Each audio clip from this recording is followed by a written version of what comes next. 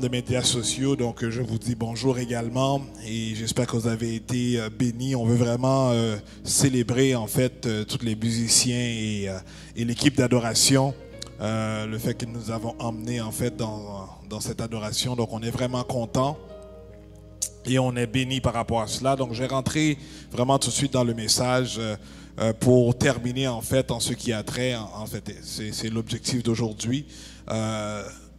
Soyez utiles dans le royaume. On a parlé un peu de royaume et on va terminer en fait dans les différentes compréhensions du texte biblique qui parle des dons que Dieu en fait nous parle et explique un peu comment les appliquer et également comment qu'on devient en fait, comment une fois qu'on devient ou bien qu'on se met à appliquer ce que Dieu nous a donné à l'intérieur de l'Église. Donc c'est quoi ces prérequis-là? Les conditions à cela. Père, dans le nom de Jésus, je viens devant toi et je te dis merci pour cette opportunité que tu me donnes de parler, Père, de toi, et je prie que ton esprit puisse prendre totalement le contrôle et que tu puisses, Père, enseigner ton peuple.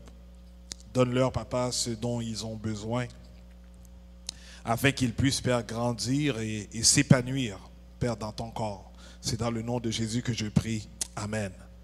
Donc, on a parlé vraiment des dons spirituels, un des textes bibliques qu'on avait pris la semaine dernière. Je vais juste faire une récapitulation dans le livre de Romains 12, versets 6 à 8, qui dit en fait ceci: puisque nous avons des dons différents, donc très important de savoir qu'on a différents dons, selon la grâce qui nous a été accordée, donc selon le Saint-Esprit, c'est lui qui le donne à chaque personne, qui distribue à chaque personne ce dont il veut et ce qu'il sait déjà que nous pouvons avoir dans le but de le mettre en application pour le bien-être en fait du corps. Il dit que celui qui a le don de prophétie l'exerce selon l'analogie de la foi. On avait parlé de prophétie, j'avais dit qu'il est très important de comprendre par rapport au don prophétique, mais ici on parle du don prophétique. C'est sûr qu'il y a d'autres places, on va parler du ministère prophétique. On dit souvent que lorsqu'on parle d'un don, c'est qu'est-ce que Dieu va utiliser une personne au travers de ce don-là dans le but d'exercer, dans le but d'emmener un bien-être en fait spirituel pour une autre personne, pour l'autrui. Et lorsqu'on parle en fait du ministère prophétique, c'est celui en fait qui en fait, si je parle du don, c'est quelque chose qui est spontané, et le ministère, c'est qu'est-ce qui est continu. Donc Dieu l'utilise en fait de manière continue par rapport à ce qu'il veut faire au travers de l'Église. On va parler plus en détail quelle est en fait l'utilité en fait du ministère prophétique par la suite. Et ici, il dit l'exercice selon l'analogie de la foi, celui qui est appelé au ministère de service, ou bien ministère, ou bien le service, celui qui est appelé en fait à servir. Ici, il faudrait comprendre, quand on dit celui qui est appelé à servir, très, très important de comprendre, c'est des générales. Donc, chaque personne est appelée à servir. On est là parce que si tu as un don, ça n'a pas été, le don ne t'a pas été donné pour toi-même, mais tu l'as reçu dans le but de aider, de supporter, d'emmener un bien-être spirituel à autrui, à l'autre. Donc tout le monde est appelé à servir, mais il dit si tu as reçu quelque chose, il t'encourage, il te dit tu dois t'attacher à ce que tu as reçu. Donc dans quel contexte? C'est-à-dire recherche à comprendre, va vraiment rechercher qu'est-ce que Dieu dit par rapport à ce qu'il t'appelle à faire pour bien comprendre qu'est-ce que c'est, afin que tu puisses maintenant vraiment bien l'appliquer à chaque jour dans ta vie. Ils disent que celui qui enseigne s'attache à son enseignement. On avait dit que celui qui exhorte à l'exhortation, donc on parle du don d'exhortation ou bien du don d'encouragement, donc ceux qui aiment encourager les gens, que tu puisses vraiment le faire. Des fois, des gens peuvent être tannés que tu encourages, mais ce que tu as reçu, fais-le parce que c'est ce que Dieu te demande de faire. Et très souvent, des fois, on ne veut pas le recevoir, mais par contre, c'est bien d'être obéissant à la parole de Dieu, et par la suite, la personne, en fait, lorsqu'elle va revenir en elle-même, lorsque toute la poussière va tomber, elle va se rappeler de ce que tu as dit, parce que c'était la parole importante que Dieu voulait semer à l'intérieur de la vie de l'individu. Il va parler également que celui qui donne le fasse avec libéralité. Donc on parle ici de don de libéralité. Et on dit que celui qui préside ou celui qui dirige le fasse avec zèle, le fasse vraiment avec enthousiasme, avec bonne volonté. Et que celui qui pratique la miséricorde, ou bien lorsqu'on parle ici de miséricorde, celui qui aide secourir, qui aide aider les gens, le fasse également avec joie, le fasse avec joie. Et des fois, surtout ceux qui aiment aider, des fois ils se disent, oh Seigneur, pourquoi encore une fois je dois aller aider, ou bien comment se fait-il, c'est moi seulement qui aide. Mais je vous encourage de ne pas vous décourager. Lorsque tu reçois quelque chose de Dieu, Dieu veut te bénir au travers de ce qu'il t'a donné. Donc il veut que tu puisses faire sa volonté. Dieu va dire que ceux qui font sa volonté, ceux qui pratiquent ce qu'il les demande, Dieu les aime. Et Dieu dit dans sa parole qu'il donne en abondance à ceux qu'il aime. Et nous, de notre côté, on doit être l'élément qui maintenant va démontrer son amour pour Dieu par rapport à ce que nous avons reçu et ce que nous faisons à tous les jours, qui va démontrer à Dieu que nous l'aimons, que nous l'apprécions pour qui il est et pour ce qu'il fait pour nous. On avait également vu le texte de Éphésiens 4, le verset 11 et 12 qui dit « Celui qui a fait de dons de certains comme des apôtres, d'autres comme prophètes, d'autres comme évangélistes, on avait dit d'autres comme ici quand on parle d'évangéliste, encore une fois, on parle, le don d'évangéliste, en fait, c'est le don de proclamation ou bien de prédication. C'est ça que ça parle ici, le don, parce qu'il y a également, on parle également du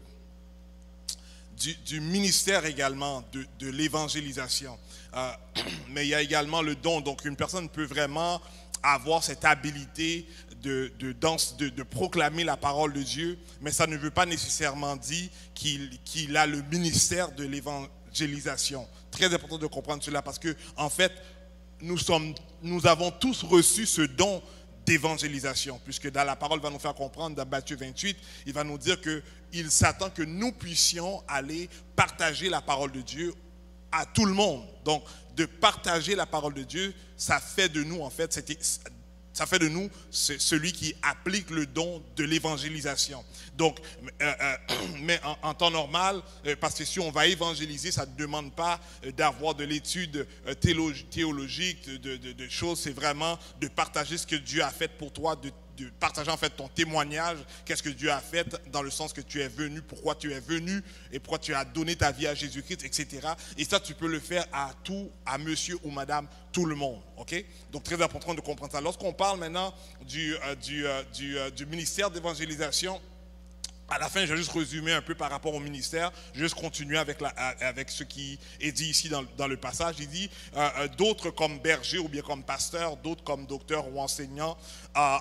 Ici, on parle du pasteur, celui qui prend soin enfin d'une congrégation. On parle du docteur, celui ou bien de l'enseignant, celui qui va enseigner. En temps normal, je vous ai dit que bien que dans le livre français, dans la traduction française, elle nomme 5 ministères, mais par contre, lorsqu'on va dans le texte original grec, elle parle de 4 ministères. Donc, on met ensemble le ministère du pasteur, du berger et l'enseignant. Donc, les deux vont en fait ensemble. Un pasteur doit être un enseignant doit être un pasteur. Donc, c'est dans ce contexte-là. Donc, je ne vais pas aller trop plus loin là-dessus. Donc, il dit ici, en fait, la raison des dons. Il dit, il a fait des dons à ces hommes pour que les membres du peuple saint soient rendus aptes à accomplir leur service en vue de la construction du corps de Christ. Donc, l'utilité, en fait, de ces ministères-là, lorsqu'on parle du ministère le ministère d'évangélisation, bien l'évangéliste, ou bien on parle de l'apôtre, on parle du prophète, on parle du pasteur. Ici, c'est vraiment dans le but de construire en fait la vie des gens qui font partie d'une congrégation, le corps, donc l'utilité du corps. Donc ils sont là pour vraiment emmener l'enseignement, emmener comment dirais-je, une direction par rapport à qu'est-ce que Dieu dit dans la Bible, dans maintenant le rôle dans lequel il fonctionne. C'est-à-dire, quand on parle de l'apôtre, on parle de celui en fait qui va implanter des églises, on parle de celui qui est responsable. Très souvent, en fait, lorsqu'on prend le texte, on prend le mot apôtre, on va voir dans la Bible qu'il va très souvent être relié à les gens qui sont des évêques. Donc les gens des évêques, c'est ceux qui ont une supervision par-dessus en fait des leaders, donc d'autres ministres, et également qui jouent un rôle où est-ce qu'ils sont en train de déplanter des différents ministères un peu partout, etc., etc. Donc c'est vraiment ce rôle de supervision et être en train de construire en fait les leaders pour les emmener à leur plein potentiel. Et lorsqu'on va voir, exemple, le terme de prophète ici à l'intérieur de l'Église, on parle du ministère prophétique. Le prophétique est en fait celui qui va garder ou surveiller pour assurer que la parole de Dieu est enseignée de la manière dont elle est inscrite à l'intérieur de la Bible. Donc c'est eux autres qui veillent sur la parole de Dieu. Donc c'est pas vraiment dans un premier temps celui qui va emmener une prophétie pour te dire quelque chose d'avenir ou bien quelque chose dans ton passé, mais c'est vraiment ceux qui sont assis et qui analysent et qui assurent que ce qui est enseigné est vraiment dans la parole de Dieu. Donc c'est vraiment le rôle du prophète ici, encore une fois, pour le bien-être du corps. C'est le rôle et la fonction. Quand on parle d'évangéliste, c'est celui vraiment qui va maintenant emmener cette parole-là pour éduquer les gens, pour sensibiliser les gens, pour vraiment aller avoir cet amour pour aller gagner des âmes, avoir cet amour pour vraiment partager la bonne nouvelle de l'évangile un peu partout, qui va dire que ce soit chez toi, que ce soit dans ton voisinage, que ce soit dans le lieu où tu travailles, où tu vas à l'école, etc. Donc son rôle, c'est vraiment d'amener cette sensibilisation par rapport à la parole de Dieu. Et lorsqu'on va voir maintenant, exemple, le pasteur, etc., dont son rôle, c'est vraiment, comme on a dit tantôt, de vraiment prendre soin de l'évangélisation, de prendre soin en fait des membres qui font partie de la congrégation. Donc vraiment tout cela, c'est vraiment pour le perfectionnement des saints, en vue de l'œuvre du ministère et de l'édification du corps de Christ. Donc quand on parle d'édification, on parle de la construction, on parle du développement vraiment de la congrégation des gens qui sont ici. C'est la responsabilité en fait lorsqu'on a en fait un ministère. Et comme je dis tantôt, lorsqu'on a un don, c'est quelque chose qui peut être utilisé en fait de manière spontanée. Donc si Dieu veut parler, si Dieu veut faire quelque chose dans le moment, etc., c'est alors que Dieu maintenant suscite maintenant ces dons-là pour encore une fois, pour l'édification, pour le bien-être de la congrégation. Lorsqu'on parle maintenant, exemple on a parlé de ceux qui ont le don de diriger, donc qui vont présider quelque chose. Donc Dieu les donne dans le but maintenant de bien administrer administrer en fait à l'intérieur de la congrégation, du ministère ou quoi que ce soit. Lorsqu'on parle celui qui va secourir, celui qui a le don de secourir, celui qui a le don maintenant de libéralité, etc. C'est toujours dans le contexte de vouloir aider en fait l'organisation et l'organisme qui est le corps de Christ. Si on lit maintenant dans le texte de 1 Pierre 4 verset 11, il dit que celui qui parle transmette les paroles de Dieu. Très important. Là, je dis cela, c'est parce qu'il faut comprendre que nous avons une responsabilité à savoir, à connaître qu'est-ce que la Bible dit ici. Donc, si une personne parle à l'intérieur du corps de Christ, il doit vraiment parler des paroles de Dieu. Donc, on doit être en mesure de discerner ce qui est la parole de Dieu et ce qui est la parole de l'homme. Parce que la parole de l'homme va peut-être te toucher de manière émotionnellement, de manière sentimentale ou bien etc. Mais par contre, la parole de Dieu, elle vient maintenant emmener une transformation à l'intérieur de toi et emmène un changement, fait un choc à l'intérieur de toi pour que tu puisses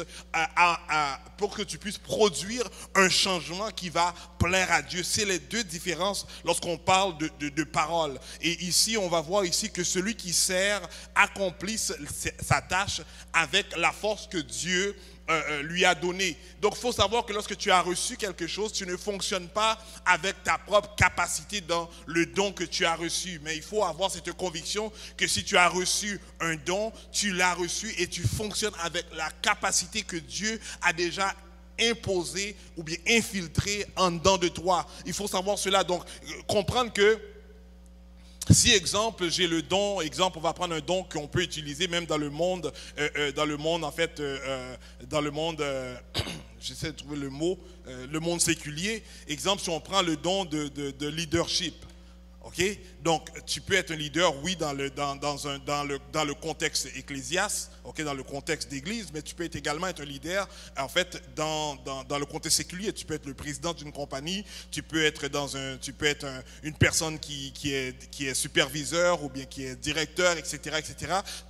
C'est le même don que Dieu t'a donné qui te permet maintenant de l'utiliser même à l'intérieur de la société dans laquelle tu diriges ou que tu travailles. Donc, faut pas maintenant dissocier ce que Dieu t'a donné pour dire que je l'ai reçu seulement pour l'église. Non, tu l'as reçu pour ta vie. Et l'église, en fait, c'est pas le bâtiment, c'est toi. Donc, ce que tu as reçu, Dieu te permet, Dieu te donne cette force, cette habilité, Dieu te donne toutes les balises nécessaires dans le but que tu puisses l'exercer, l'appliquer là où que tu es. Donc, tu peux être à l'école, tu peux être dans ton travail, tu peux être avec les amis. Dieu te donne cette capacité, cette force que tu as besoin dans le but de l'appliquer à tous les jours. Il dit, agissez en toutes choses, de manière que la gloire en revienne à Dieu par Jésus-Christ. Il est très important, tout ce que nous faisons, nous devons nous assurer que c'est Dieu qui reçoit la gloire. Vous savez, très souvent, des fois c'est très difficile, surtout dans le monde d'aujourd'hui, parce qu'on a tendance à vouloir élever, à vouloir honorer, à vouloir glorifier, et pour même dire à vouloir, des gens sont même prêts à même adorer des hommes par rapport à leurs bienfaits, par rapport à ce qu'ils accomplissent, etc., etc. Mais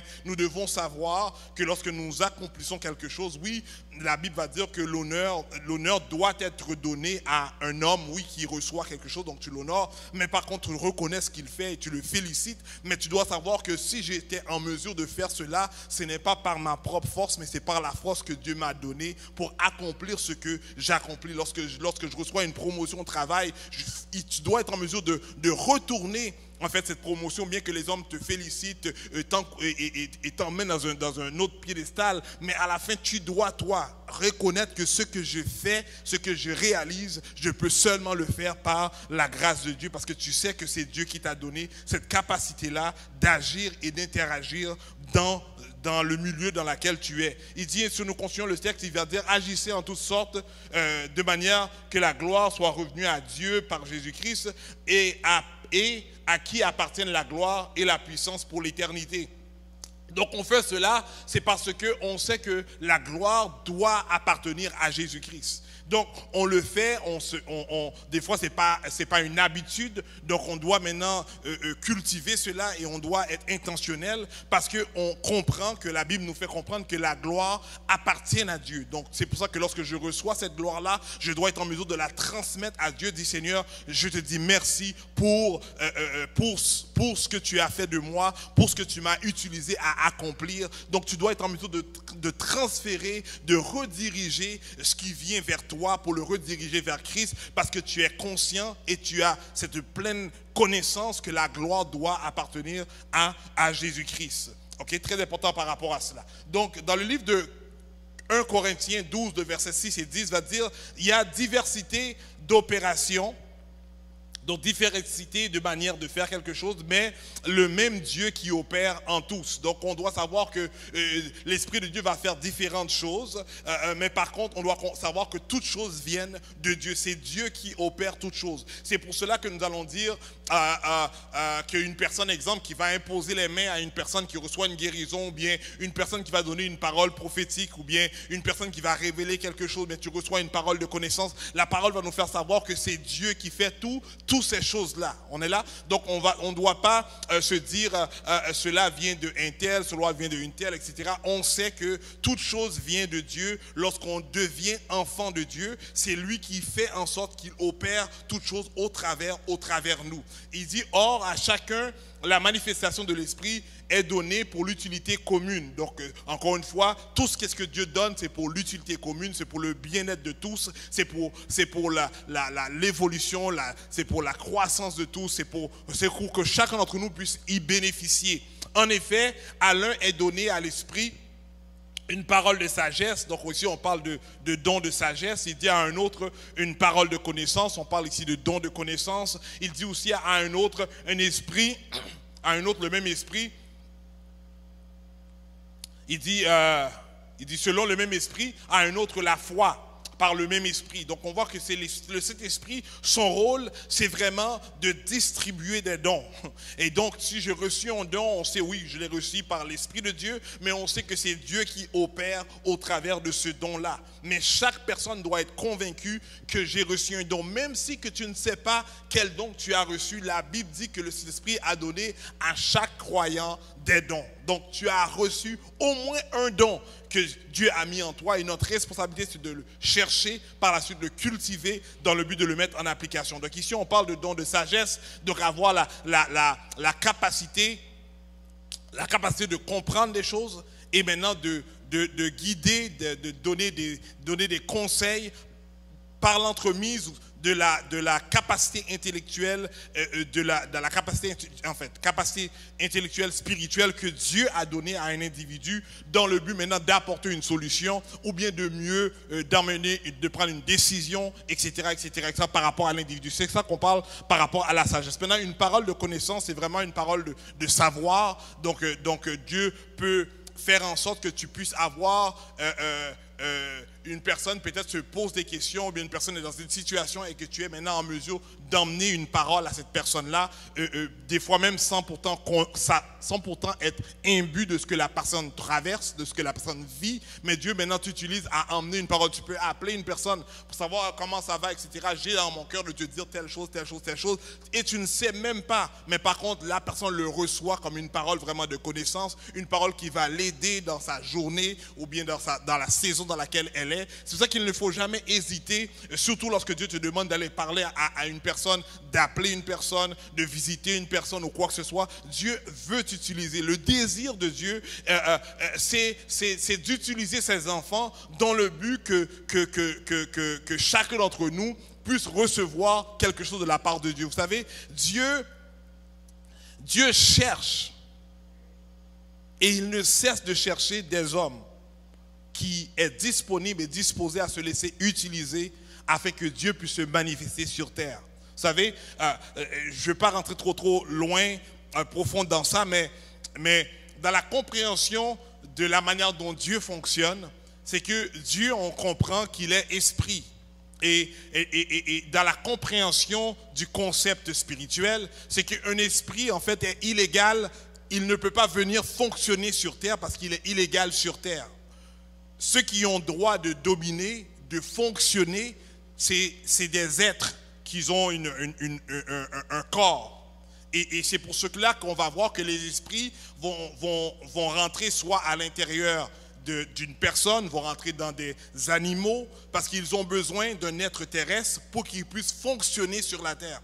Et Dieu a juste fait en sorte qu'il a donné cette domination-là à l'homme.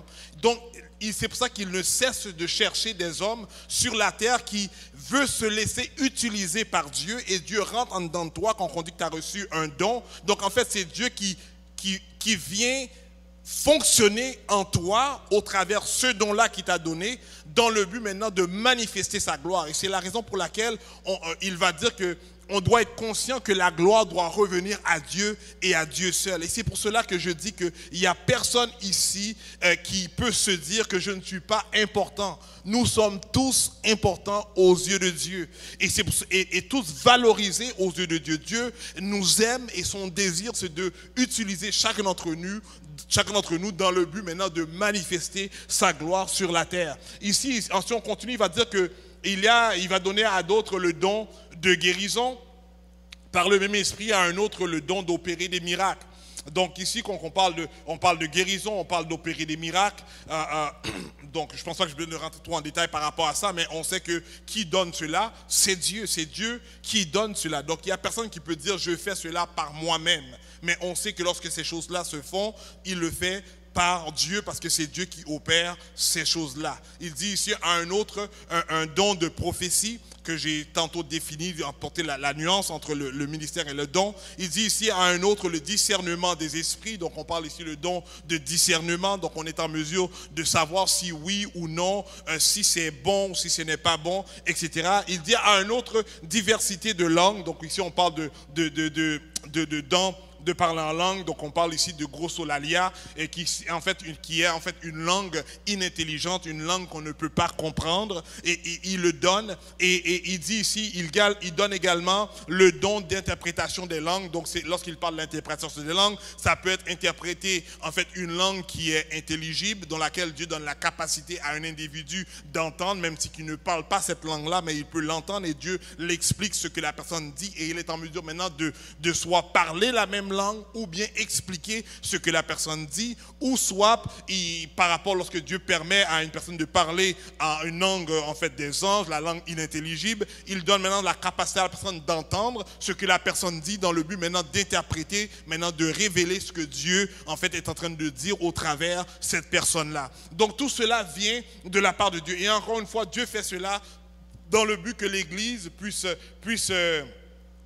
grandir, dans l'Église puisse se fortifier, dans le but que l'Église puisse vraiment s'établir pleinement comme que Dieu voudrait que nous puissions être. Et c'est là vient l'importance de chacun d'entre nous maintenant qui vient maintenant à l'Église. Si chacun d'entre nous vient à l'Église, on doit savoir que chacun d'entre nous, Dieu veut nous utiliser. Vous savez, dans le temps passé, aujourd'hui, je pense vraiment avec Luther, Luther en fait l'a un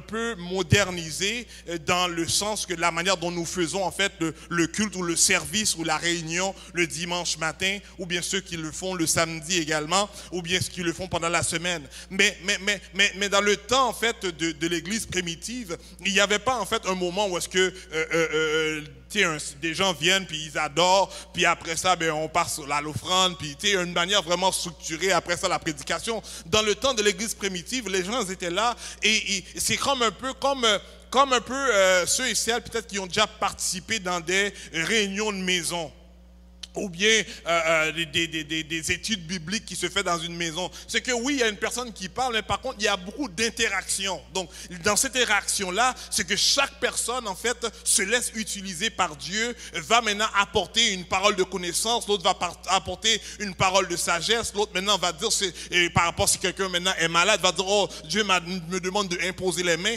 Donc, il y avait, qu'est-ce qui se fait? C'est que tout le monde maintenant était utile à l'intérieur d'une réunion, et maintenant manifestait ce que Dieu voulait faire à l'intérieur du corps de Christ. Est-ce qu'on comprend jusqu'à présent? Maintenant, aujourd'hui, c'est très différent par rapport à la manière dont nous faisons nos réunions, mais qui n'empêche pas qu'on doit laisser place au Saint-Esprit d'agir. On doit laisser place au Saint-Esprit de prendre la direction en fait de laquelle il voudrait avoir à l'intérieur de la réunion, parce qu'on ne peut pas nous, fermer la porte à l'esprit, puisque ici on a lu que c'est Dieu qui opère le don. Donc, par exemple, pendant l'adoration, c'est Dieu qui doit opérer dans le moment d'adoration. C'est Dieu qui sait ce qu'il veut dire, ce qu'il veut faire, et c'est pour ça que très souvent, il ne faut pas trop, avoir, exemple,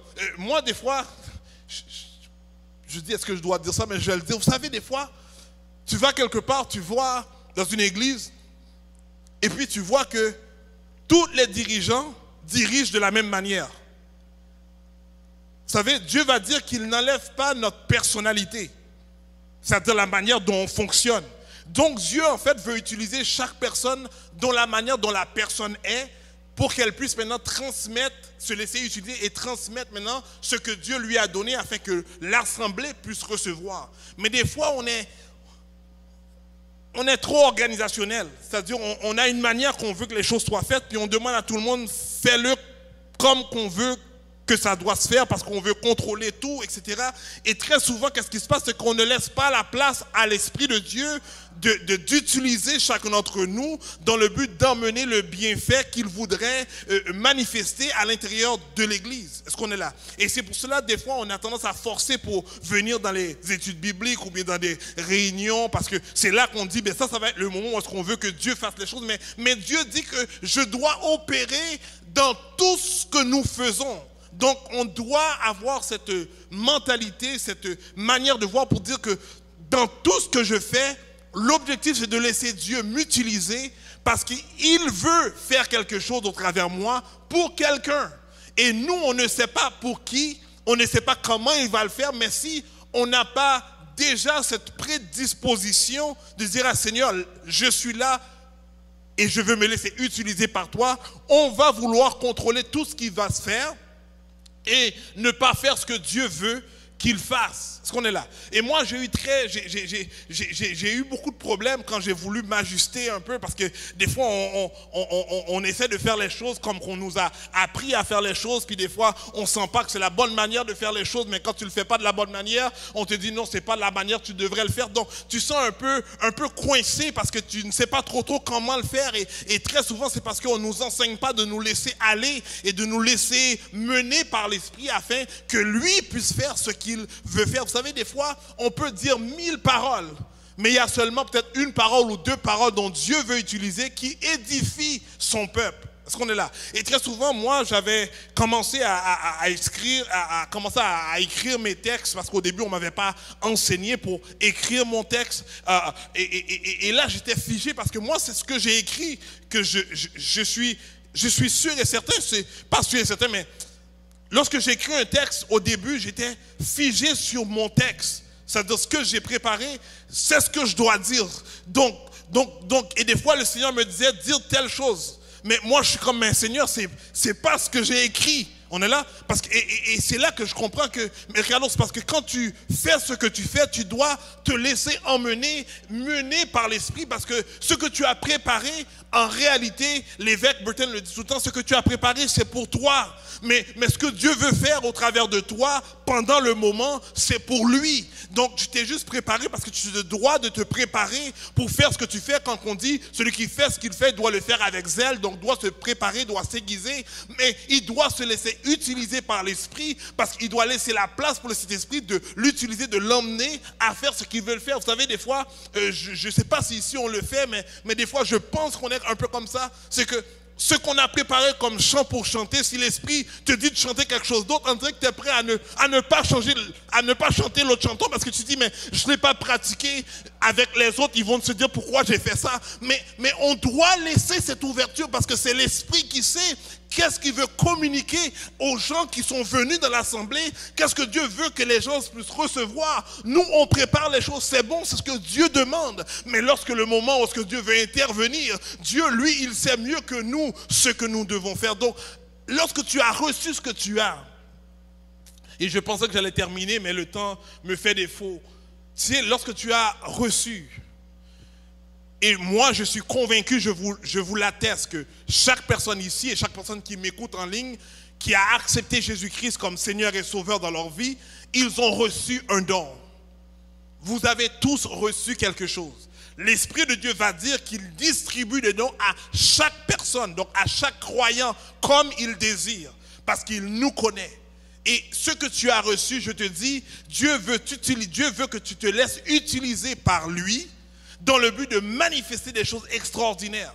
Vous savez, que tu sois docteur, que tu sois avocat, que tu sois médecin ou infirmier, que tu sois, je ne sais pas, un travailleur manuel, laisse-toi utiliser par Dieu par rapport à ce que tu as, parce que Dieu veut utiliser qui tu es dans le but d'emmener sa personne aux gens autour de toi. Et laisse-moi savoir, si tu fais cette expérience-là, tu vas voir comment que ça va impacter les gens autour de toi, qui vont commencer à se poser des questions, ou des fois on ne te pose même pas des questions, mais eux autres, par l'observation, vont prendre des décisions de changer leur comportement, leur attitude, leur manière d'être, afin maintenant d'être une meilleure personne. Pourquoi? À cause que tu l'as influencé indirectement, mais en réalité, c'est l'Esprit de Dieu qui est en dedans de toi, qui veut aller infecter ou affecter la personne à l'extérieur, pour le rediriger ou l'aligner vers lui. Donc on doit avoir cette conviction que je ne suis pas n'importe qui. Je suis un influenceur. Je ne suis pas n'importe qui, je suis un enfant de Dieu, je suis un ambassadeur qui emmène, en fait, qui est porteur de bonnes nouvelles et qui va maintenant se laisser utiliser afin d'influencer le monde, que ce soit consciemment ou inconsciemment. Le Saint-Esprit, lui, il sait comment qu'il veut t'utiliser, mais tu dois simplement te laisser utiliser. Dis, Seigneur, je veux simplement m'abandonner entre tes mains. et je suis convaincu que j'ai reçu quelque chose. Et si je ne suis pas encore conscient, utilise-moi quand même. Et lorsque tu me révèles ce que j'ai reçu, permets que je puisse aller me cultiver, aller chercher qu'est-ce que c'est, à savoir comment bien l'utiliser dans le but que chaque personne puisse bénéficier, parce qu'à la fin, ce que nous désirons, c'est que tu puisses être glorifié. Vous savez, je veux vous encourager à vous dire que, vous savez, à la fin du message, j'aurais parlé en fait que très souvent on donne l'importance à ceux qui sont dans le podium, ou bien ceux qui sont visuels, ou bien ceux qui sont affichés. Mais en réalité, si vous savez, les plus gros ministères qui existent, ou bien les gens qui ont de plus grandes influences dans leur ministère, ils vont vous révéler, ils vont dire, mais en réalité, ce n'est pas moi qui fais que toutes ces choses-là se font. C'est des gens qui sont en train de prier, que tu ne connais même pas, qui sont peut-être dans l'hôtel ou dans une chambre, et quelque part, qui prient, qui intercèdent afin que Dieu puisse m'utiliser pour faire ce que je fais. Très souvent, on va élever la personne visible, mais en réalité, c'est les gens qui ont des différents dons, qui travaillent maintenant dans l'arrière-plan, qui fait en sorte que ce que nous faisons puisse être extraordinaire. Aujourd'hui, je veux comprendre que si chacun d'entre vous, exemple par rapport au don de libéralité, qui ne contribuait pas sans regarder en arrière parce qu'ils sentent qu'ils doivent contribuer, le faisaient pas, mais on ne serait pas dans un bâtiment comme celui-ci, on ne serait pas en mesure d'acheter des caméras, on ne serait pas en mesure de ceux qui contribuent peut-être même à main tendue, on ne serait pas en mesure de faire ce que nous avons fait il y a 2 semaines par rapport au souper qui a été donné ici à la communauté, qui avait au-delà de, je pense, de 400 personnes qui ont donné plein de cadeaux. On ne pourrait pas faire ces choses-là. C'est parce qu'il y a des gens qui sont ouverts, qui se laissent utiliser par l'Esprit de Dieu, qui dit, je vais maintenant contribuer maintenant à cet organisme-là afin que Dieu puisse les utiliser à faire ce que moi, personnellement, je ne suis pas en mesure de faire. Donc, j'aimerais juste faire comprendre, prenez conscience que ce n'est pas à cause qu'on ne vous voit pas que vous n'êtes pas importance dans le royaume de Dieu, parce que dans le royaume de Dieu, il n'y a pas une personne qui est plus grand, plus petit. Dieu voit tout le monde au même niveau et son désir, c'est de nous les utiliser dans le but que la gloire de Jésus-Christ puisse être révélée sur les hommes et que des gens puissent accepter Jésus-Christ. C'est le but ultime de ce que nous faisons. C'est dans le but de manifester la lumière que Dieu a mis en nous afin que les gens puissent voir cette lumière qui est Jésus-Christ et dire, je veux donner ma vie à ce Dieu-là parce que j'aimerais être comme cette personne-là, j'aimerais faire comme cette personne-là, j'aimerais que Dieu m'utilise comme cette personne-là. C'est ce que nous devons être, seulement le reflet qui va maintenant rediriger les gens vers Jésus-Christ parce que nous voulons que toute gloire revienne à lui. Quel que soit ton âge, quel que soit ton gendre, quel que soit, en anglais on dit whatever. Je veux que vous sachiez que Dieu veut vous utiliser. Et il n'est jamais trop tard d'être utilisé par Dieu. Dieu a utilisé Moïse à partir de l'âge de 80 ans. Dieu a manifesté la promesse à Abraham lorsqu'il a eu, je pense qu'il avait 110 ans. Il n'est pas trop tard, c'est aujourd'hui par rapport au système du monde qui nous fait savoir que la retraite est à 65 ans, qu'on a cette compréhension qu'à 65 ans, tout est arrêté. Mais il n'y a pas de retraite en Dieu. Dieu peut t'utiliser à n'importe quel âge. Il peut faire ce qu'il veut de toi à n'importe quel âge, à n'importe quel stade. Tu peux accepter Dieu à 70 ans et avoir la plus grosse impact qui peut exister dans le monde qu'une personne qui a peut-être 30 ans. Juste laisse-toi utiliser par Dieu parce que tu as reçu un don de la part de Dieu et il veut se glorifier au travers de toi. C'est son désir. Il recherche des hommes à laquelle il peut utiliser. Et il s'attend tout simplement qu'on se dise chacun d'entre nous, Père, Jésus, je suis disponible et utilise-moi. Bien qu'on ne sait pas comment il va le faire, mais on sait qu'il va le faire parce qu'on sait qu'il veut le faire au travers les hommes, parce qu'il doit manifester sa gloire. Donc laisse-moi utiliser, Père. Seigneur, je ne suis pas le meilleur homme, je ne suis pas la meilleure femme. Seigneur, je fais plein d'erreurs. Dieu ne regarde pas ça. Dieu regarde le cœur qui qui désire être utilisé par lui, qui a ce désir de servir Dieu. Et laisse-toi utiliser parce que Dieu te connaît, Dieu sait les erreurs que tu vas faire hier, aujourd'hui et même dans 10 ans de cela, parce qu'il t'a choisi depuis la fondation du monde. Il n'est pas surpris lorsque tu fais une erreur. C'est pas comme s'il dit, oh, comment il a fait de faire ça? Non, Dieu sait que tu allais faire ça, mais ça ne l'a pas empêché de t'avoir choisi parce qu'il désire t'utiliser. Donc ne te laisse pas rabaisser ou bien diminuer par rapport aux circonstances ou bien la manière dont les hommes te voient, mais laisse-toi valoriser comme que Dieu te regarde et Dieu te voit et Dieu veut te faire savoir qu'il t'aime et il veut t'utiliser dans le monde aujourd'hui pour créer, pour faire le plus grand impact dans l'humanité au travers le nom de Jésus-Christ. Je déclare cela pendant qu'on se tient debout. Je vais terminer parce que j'ai pris même trop de mon temps. Père, dans le nom de Jésus-Christ, je prie que tu puisses renverser toute forteresse qui nous fait savoir, Père, que nous ne sommes pas utiles, que nous ne sommes pas bons, que nous sommes difficiles, que nous ne sommes pas dignes. Père, nous déclarons, Père, que tu as dit dans ta parole que nous sommes tes enfants. Tu ne nous vois pas, Père, comme un homme qui a péché, mais tu nous vois comme un homme qui est sauvé. Nous déclarons dans le nom de Jésus-Christ que nous qui sommes tes enfants, Père, nous sommes assoiffés, Père, nous avons soif d'être utilisés par toi. Utilise, Père, ces femmes et ces hommes de Dieu qui sont là ce matin, Père, quel que soit l'âge qu'ils sont, Père, qu'ils puissent avoir une influence, Père, dans leur communauté, dans leur environnement, Père, dans le nom de Jésus-Christ, Père. Je déclare, Papa, au Dieu ton roi saint, que nous puissions, Papa, évangéliser, Père, de manière consciente et de manière inconsciente, Père, de manière visible et de manière invisible, Père. Nous déclarons cela, Papa. Nous disons qu'ils sont utiles, les gens sont utiles, le monde sont utiles, Père. Ce qui s'est donné à toi, Père, nous déclarons qu'ils sont utiles, Père. Nous renversons, Papa, toute parole, Papa, négative. Nous renversons, Père, toute mentalité négative. Nous renversons, Père. Papa, nous les renversons dans le nom de Jésus et nous déclarons sur eux, Père, qu'ils sont utiles, qu'ils sont valorisés, Père, qu'ils sont aimés de toi, Père. Et je déclare cela, Papa. Je dis, Papa, que leurs paroles puissent avoir puissance dans leur famille, que leurs paroles puissent avoir impact dans leur milieu, que leurs paroles puissent avoir impact, Père, dans leurs enfants, que leurs paroles puissent avoir impact, Père,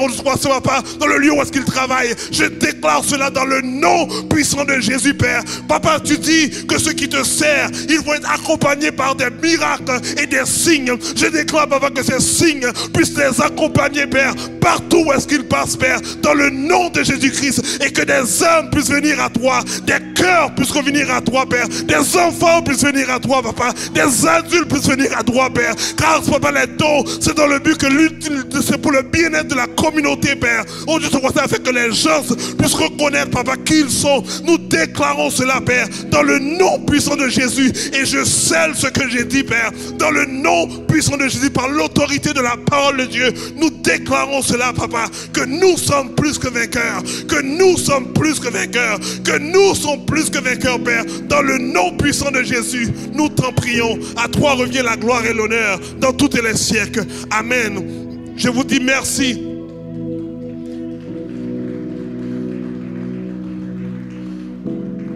Passez une excellente semaine. Ici, vous écoutez le sang de résurrection, une donne qui donne la capacité à tout le monde d'aimer, de connecter et de servir. Cette semaine, allez avec la conviction que vous êtes valorisé par Dieu, que vous êtes aimé par Dieu et que Dieu désire vous utiliser pour éclater sa gloire chez vous et dans votre communauté. Et que rien puisse empêcher cela de se faire.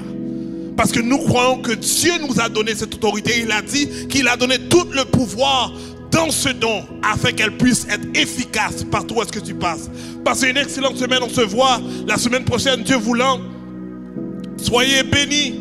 Soyez fortifiés dans vos êtres, dans votre âme. Et que l'Esprit de Dieu puisse vous faire tenir debout.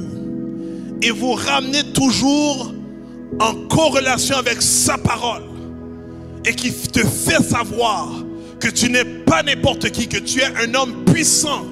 Un homme qui a une grande capacité. On ne se voit pas comme ça, mais on doit se voir comme ça. Parce que Jésus-Christ nous voit comme ça. La Bible nous dit que nous sommes tels que Christ est. Donc si Dieu, Jésus-Christ est puissant, j'ai le droit de déclarer que je suis puissant, puisque Jésus-Christ va dire que je suis en lui et il est en moi. Donc lorsque Jésus-Christ te regarde, il se voit lui. Donc lorsqu'il déclare une parole sur toi, il déclare exactement ce qu'il est. Et c'est pour cela que lorsque tu comprends cela, ta mentalité change. Parce que tu dis que lorsque je suis dans un travail, même si que le monde me regarde de manière mal ou bien ne croit pas en moi, mais je crois que je vais exceller quand même au-delà de ce que les gens disent ou pensent. Parce que je suis l'ambassadeur de Christ partout où est-ce que je suis. Et lorsque je rentre quelque part, je rentre avec autorité, avec capacité. Donc je vous demande de vous voir tel que Christ vous voit et appliquer votre vie au travers la parole de Dieu. Et je prie que Dieu révèle, fait susciter des signes et des miracles au travers de vous. Des fois on pense que le miracle doit être quelqu'un qui est malade, qui guérit. Non, le changement de cœur, juste le fait que tu parles à quelqu'un, la personne veut changer la manière dont il pense, c'est un miracle. Mais ça ne peut pas se produire si toi, tu ne te laisses pas utiliser comme Dieu veut t'utiliser. N'oubliez pas qu'on est utile dans le royaume de Dieu et que Dieu désire t'utiliser. Partez en paix et que Dieu vous comble de toutes sortes de bénédictions célestes qu'il a déjà données depuis la fondation du monde en Jésus-Christ. Je vous aime et je vous aime.